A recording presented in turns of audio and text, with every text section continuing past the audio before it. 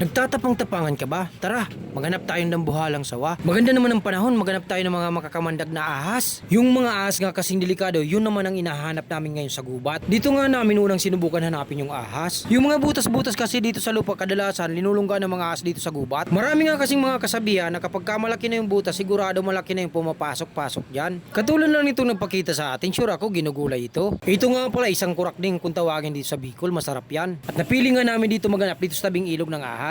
At di katagalan, itong nagpakita sa amin. Ito nga po pala isang reticulated python or sawa kung tawagin dito sa Bicol. Ito'y walang kamandag na ahas. Pero mag-ingat po tayo dahil napakatalim ng ngipin nito. Talagang mag-ingat kayo dahil mahaba ang pangil nito. Pagka tumuklaw ito nga sa tao kaysa kanyang pagkain, sigurado lilingkisan niya upang hindi na makatakas ang kanyang pagkain. At sigurado hindi na makakatakas ito. Malalakas nga ang buto ng isang reticulated python. Ginagamit niya ito upang hindi na makatakas ang pagkain. Mga pagkain pala nito ay mga sisiw, manok, at iba pang klaseng matatagpuan na hayop sa gubat. Sunod nga namin nakita dito sa ilog yung ahas na walang kamandag na laging napagkakamalang makamandag na ahas na cobra. Ito naman po pala isang mountain rat snake. Nasa kulay itim nito sa buntot na laging napagkakamalang na king cobra. Pero malaking diferensya ang kulay nito sa king cobra. Ang mga king cobra ay mayroong butterfly pattern sa kanyang ulo. Bagamat itong mountain rat snake ay walang butterfly pattern sa kanyang ulo. Parang sa lang brown rat snake. Bali ang mga brown rat snake at saka mountain rat snake ay circle ang mata. Ibig sabihin siya ay walang kamandag na ahas. Ang mahirap nito dahil sa kulay ng mountain rat snake na inakala nyong walang kamandag pero may kamandag pala dahil nakakawag ito sa king cobra. Bali ito po palang itsura ng king cobra. Mahaba yung katawan at mayroong butterfly pattern sa kanyang ulo. Pero tandaan yung mountain rat snake ay lumalaki din at tumahaba pa. Bali itong king cobra or banakan kung tawagin din sa Bicol ay highly venomous ito. Bali isa yan sa pinakamakamandag na ahas dito sa mundo. This is Luzon king cobra o Pupagos salvatana. Pinatuloy namin maghanap dito sa tabing ilog. Baka naman kasi matagpuan namin pinakamahabang ahas dito sa tabing ilog. Bali yung inakala namin pinakamahabang ahas, itong natagpuan namin yung pinakamaiksi pala. Maiksi lang ito dahil juvenile siya. Ibig sabihin siya yung bata pa. Bagong hatch pa lang siguro ito. Bali ang ganitong size ay hindi pa naman malakas ang kanyang kamandag. Philippine Temple Pit Viper or scientifically known as Tropidolimus sabonulatus.